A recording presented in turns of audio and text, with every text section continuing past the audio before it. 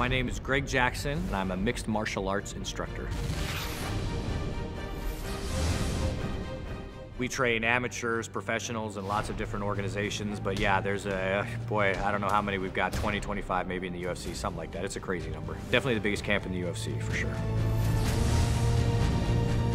George St. Pierre said one time that I was like the maestro. I'm the guy that, taps and plays the symphony in the corner. Yeah, I'm an extra pair of eyes on the outside, so I'm asking them to, watch out for certain things or do certain things, or just reminding that they're in there doing a good job. I do that a lot. And if I do my job right, then cornering's the easiest thing in the world. If I do my job wrong, then I'm kind of the last line of defense to try to save it. And sometimes I can, and sometimes I can't.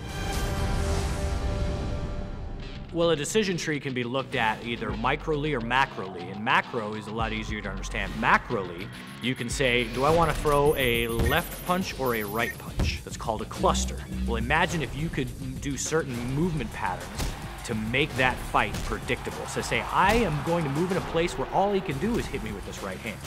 So then I'm just waiting for it. And as soon as that right hand comes, oh, there it is. I knew it was coming, and then you're ready for it. It gives you that predictability, that gives you that confidence, and that lets you keep the initiative and lets you win the fight. That's a very important concept. So if you start thinking like that, you're not just thinking, okay, I'm going to come out and I'm going to throw 2 jabs and a right hand, and then I'm going to see what happens.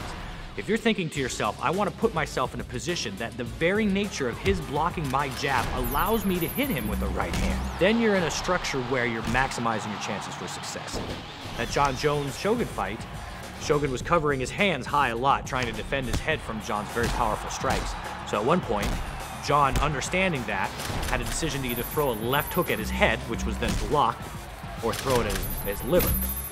So he stepped in and was able to really do some serious damage to the liver because he had done so many shots to the head.